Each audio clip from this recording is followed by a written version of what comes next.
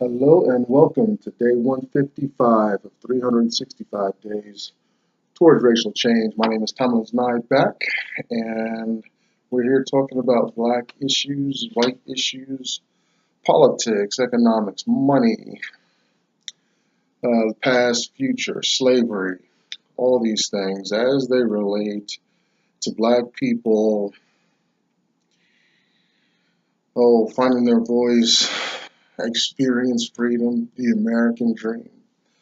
Overcoming conditioning, being honest about uh, subtle pressures placed on us by an overwhelming white American system. Two thoughts emerge as I come through this project. First thought has two parts. First part, does the black mind, the slave mind, still persist, exist? Is it still a conditioned black entity in America overall, in general? We got plenty of success stories, outliers, and all that. But I'm saying in general, and is that having an impact on black progress or regress in America? Conversely, flip side of the same coin is white folks' mind as far as expectation of privilege, their ease of movement, not just in this nation, but on the planet.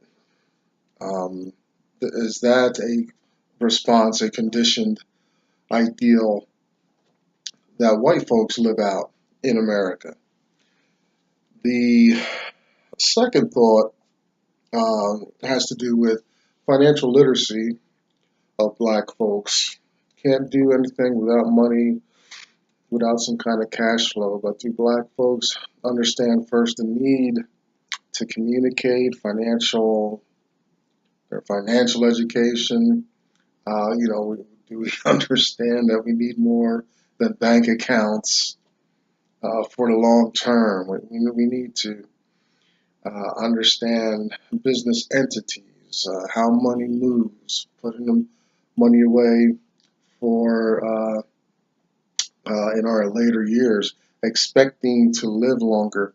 I was just sitting at the bus stop last night, kind of talking to God, and I was like, you know, I didn't, I didn't expect to live this long, but more so, it's like consciously thinking about living longer. Would have, I think it would have impacted some of my decisions in my younger years, 20, 30 years ago. I would have, uh, I don't know if I would have made different decisions, but at least it would have been part of the process.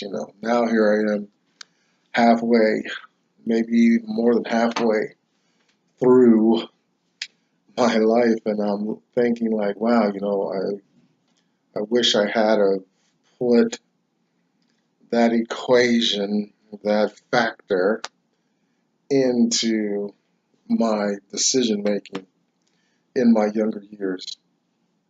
Financial literacy, world economies, international systems, um,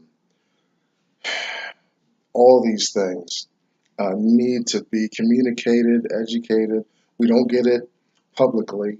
For powers that be, mostly white, don't want that to happen. They purposely educate us to be poor and to be um, servants of the system instead of being free thinkers, creating our own idea of fortune.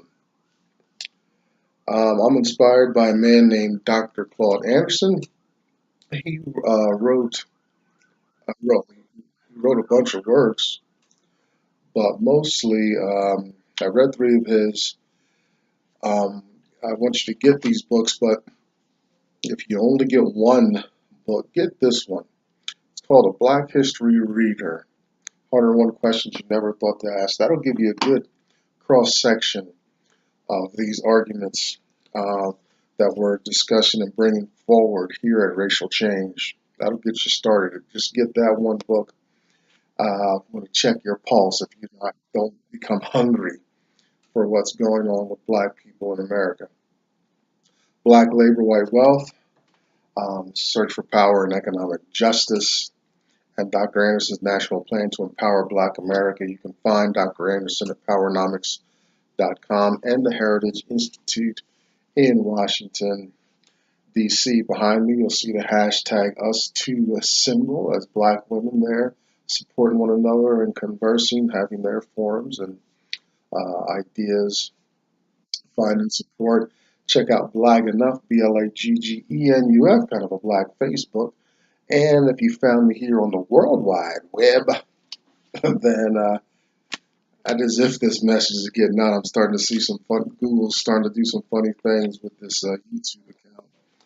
I got to do some research on, but if you have found me here, you can find your community, your flavor, anywhere. And if you don't find it, then start your own.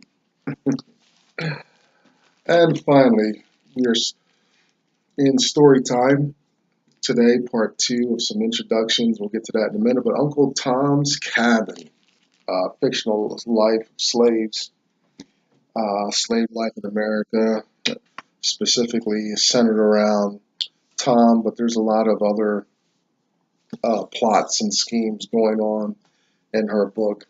And so we're doing story time here, and today, 155.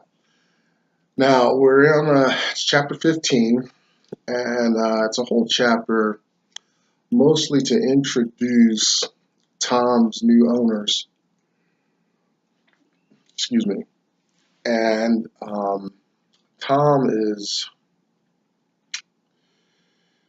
how can we say, he's been disoriented from being sold promptly and all that.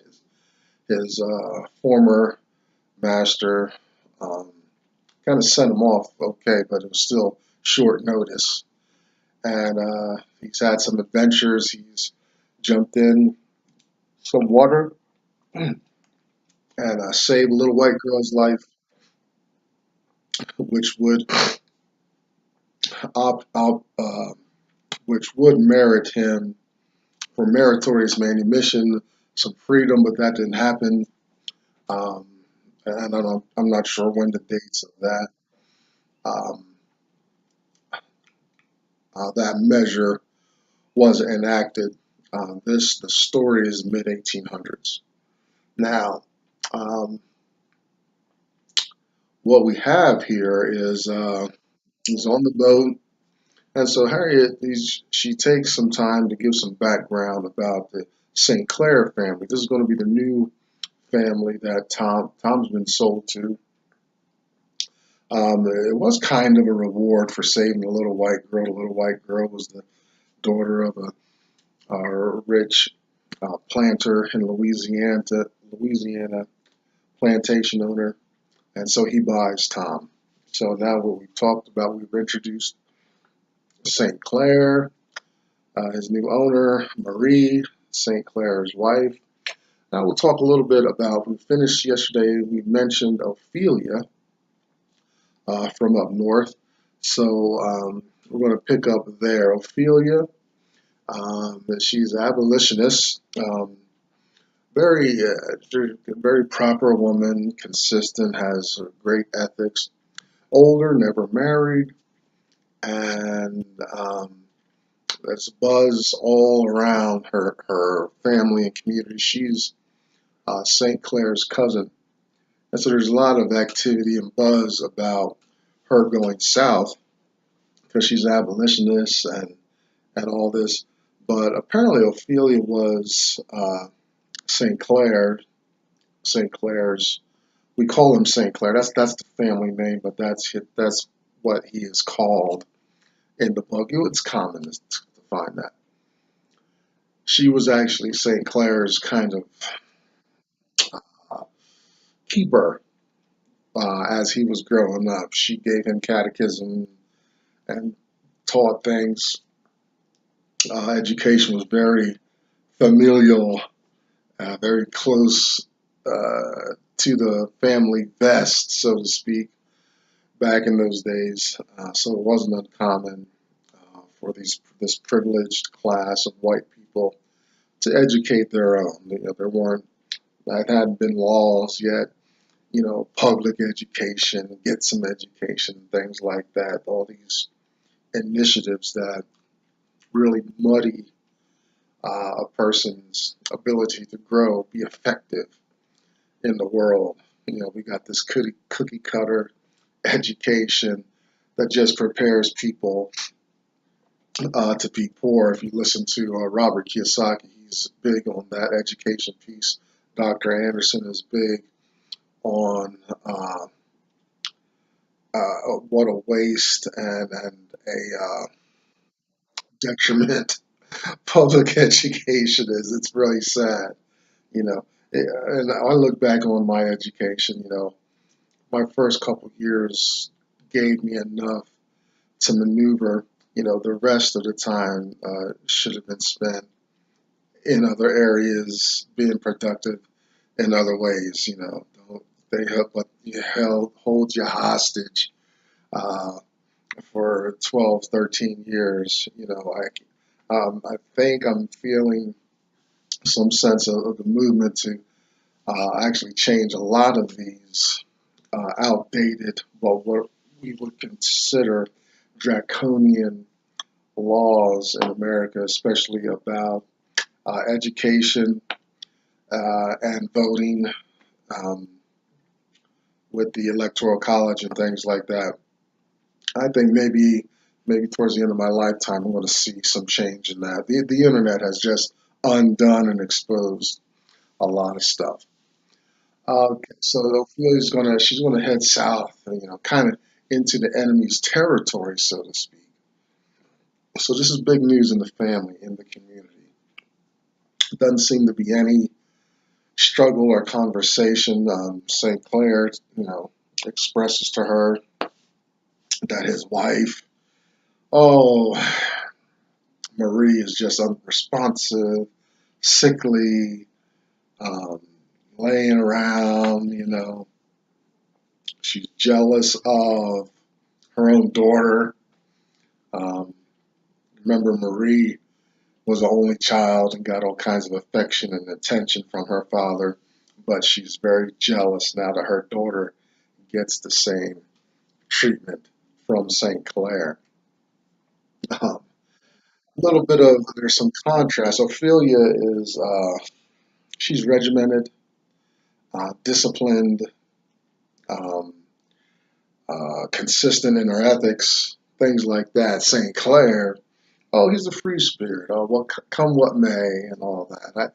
I can identify with both. Um, and I was very when I was younger, I was very much like St. Clare. Now that I'm older, I'm much more disciplined and very clear and specific and consistent with things. I got to be so much more economical. Energy levels need to be considered. All these things. Ophelia is a person. She's a woman that's mastered that in her life. Uh, so, not only is she going to be, um, a renewed relationship with her former protege, St. Clare, but she'll be that um, stabilizing factor in the home. It's chaos. St. Clare himself he's not an unwise man. He's like, I don't have the discipline wherewithal to deal with a young daughter, lazy wife, sick wife, and all that. So he goes right to the source of strength, consistency, integrity, and that is his older cousin, Ophelia. Um, then we come back, now that we've laid the groundwork for some of these new characters coming, we're back to the boat. They landed in Louisiana, and they're on their way back to the plantation. Tom is he's very the surroundings help stave off more of his depression over leaving his real um, previous family in the plantation. Because Louisiana, it's picturesque, gardens. I'm sure there's smells, maybe some new animals and all that. Still a slave. Like remember, he's not able to contrast his slavery with anything else. I won't even say better or worse, but he's he's had the life of a slave. Me, if I was to be confined to some kind of slavery at that level, I I would argue slavery still exists. I'm still compelled to do things I don't want to do and chew up my time out there with little bits and pieces of freedom. I can make videos and I play guitar and stuff like that. Tom doesn't have any of that, uh, not in that sense. He's been a slave, so this uh, he doesn't even. It's a it's a it's kind of a better existence for him, but he doesn't know real freedom. Um, which is some of the things I argue about, like financial literacy and things like that. He's maybe not very much acquainted with the runnings of the plantation, ledger, the books, and things like that. That kind of freedom is what I'm talking about. He's always in someone else's house, tending and caring and being compensated in small ways. But the new surroundings, are agreeable. Um, it's probably a little more humid, hotter. He's gone south from Kentucky. Yeah, so I'm sure he feels some changes there. Now that they're back, you got Eva, Tom, St. Clare, and Ophelia. They're back on the plantation. And so there's reunions all around. Two more figures get introduced. First one is Mammy, and Mammy is like an old school name. Uh, it's going to be kind of well, we get that picture of a heavy, dark black woman like Aunt Jemima or something like that. Not so with Mammy. Mammy is a mulatto. Um, she's a mix of probably a white slave master somewhere and a black female slave, right? The mulattoes, quadroons, octoroons, and all your light skinned fair people. That's Mammy. And the nature of the relationship on the St. Clair plantation is that the slaves and the masters, it's very communal. So little Eva, when she sees Mammy, she kisses Mammy, she hugs Mammy like family. And Ophelia is she's a little disturbed by that. Ophelia's an abolitionist, yet, there's still some, you know, she feels there still should be some separation. She was caught off guard when she sees a little white girl kiss and hug the mulatto woman, and that's something we're going to see occasionally. Harriet Beecher Stowe gives herself away about white superiority. While Harriet Beecher Stowe might be an abolitionist, she still condones, I believe, a white better than black demeanor in herself. It's a subtle thing in her writing, and I don't even know. Like it's one of those things that's so natural to a person they don't even know uh, they're doing it. It's a tell. Like you're playing poker person who scratches their head, you know they got a good hand, that type of thing. So it's a tell in Harriet Beecher Stowe's writing that although she's abolitionist, she's advocating for black freedom and whatever, all this stuff for black folks, she is still um, on the side of the white majority, white superiority, and all that. Um, just not to the degree to be oppressive, abusive, and sadistic uh, as slavery, the institution, presents itself. You know, I give her all kudos and credits. I could still have fellowship with her, but we have to be honest about her uh, true allegiances um, in deep down inside of her. So it's not surprising that she paints this Ophelia character as a person um, disturbed by this level of intimacy between the little white girl and this mulatto woman. Um, we also meet Mr. Adolf. He's the house slave, dressed a little better. You know, if you understand some of the tensions and arguments between the field slave and the house slave, that's kind of where some of that comes from. So he's kind of giving Tom the business, because Mr. Adolf, he's running the house and stuff. And now here's this new black man showing up, apparently having some favors with St. Clare. So Mr. Adolf just gives Tom the business and in subtle ways, let him know who's boss in the house type thing. Um, Tom's introduced to Marie. Marie's just on the couch and she's all sickly, got a headache. Marie is like, divorce was not a issue option so much back in those days. So St. Clair's married to this now useless couch potato. Oh, cold as ice, heart like a stone, uh, lacks empathy. Very just a troublesome creature, you know.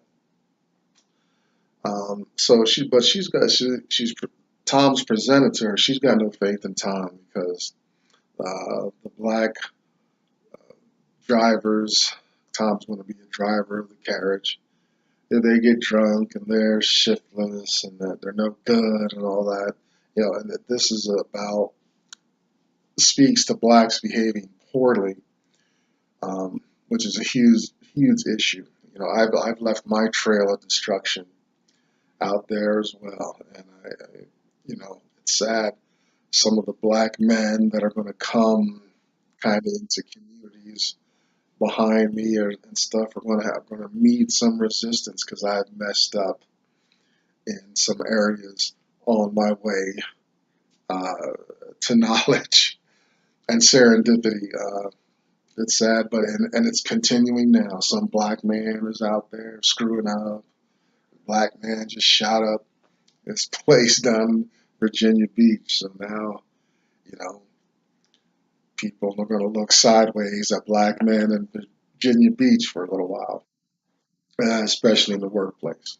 So blacks behaving poorly, being a detriment to the community, is something that uh, Harriet Beecher Stowe is outlining here. Tom's going to be faithful. We already have faith in Tom. We know where Tom's true allegiance is at. We can expect him. We give him $20 to go to the store. He's coming back with the items and exact change every time, and he's there and back. He's not off of there, and it's not hours later. Tom's got integrity, and he doesn't drink. He's a teetotaler. Um, so after those introductions to St. Clare, he's still doing some outreach. He's bought a special gift for Marie because, as soon as it's them two together, she's complaining about headaches and things like that. Ophelia is in the room as well. And St. Clare's gives a gift that's been a trip up north and back, It's been quite a journey. And Marie just closes it and dismisses the gift and continues to complain about headaches and difficulties and stuff like that. Boy, this woman would really, take me to the limit. Um, it would challenge my level. I'm in a different space now with relationships. I'm just not. I'm fortunate to be where I'm at because I'm more aware, um, taking my time with women. I'm not much of a chick magnet in the first place, but at least I'm not in the space where I'm pining and the hormones are in control more than my intellectual mind. So at least I've slowed down enough to understand um, I need to be careful, because uh, you don't want to be unequally yoked, as the Protestant circles would talk about, your Christian circles, about unequally yoked, you know. And this is St. Clare's problem. He's unequally yoked. I'm determined not to be, but who knows, right? We can put on masks and faces and airs, maybe just long enough to get what we want, and then we let our hair down and see what happens. But that's what St. Clare is trapped in. She dismisses his gift and goes back on complaining about her headaches. So she says she has a headache, and Ophelia uh, goes into caretaker mode, which is what she's there for anyway, and suggests juniper berry tea. And that's perfectly fine. St. Clare says, "Yeah, I got some growing on the other side of the lake." And that ends the chapter. I don't know, what's going to happen with Tom at this new space, his new digs. Uh, Still a slave. Fortunately for him, um, he doesn't know he doesn't know any more liberty. Unfortunately for him, he's separated from his original family and the place he called home. So he's got a huge learning curve. He's got to learn some new ways and stuff. He's a skilled black man. You know, he's going to fit in um, vocationally wherever he goes. I'm the same way. I've been around a while. You can put me in wherever there's grunt work. I know how to maximize. I've been doing it for decades. I need to cross over into management and control of individuals and being more assertive in spaces, because now I notice just younger guys, inexperienced people around me in the workplace now, and I have stepped up and I am exercising a little bit of that in my own space and time. So Tom's secure in that. He just got to learn new dynamics and things like that. Let's see what happens. In a couple days, we'll come back, pick up chapter 16, and see what's new in Tom's life. We're going to get into maybe a few subjects and topics out of Dr. Anderson's work here. And we'll see you soon. Listen, you come back tomorrow. Let's find out what kind of trouble we can get into. I'm Tomlin's back, day 155, out of the way. Thank you. See you tomorrow.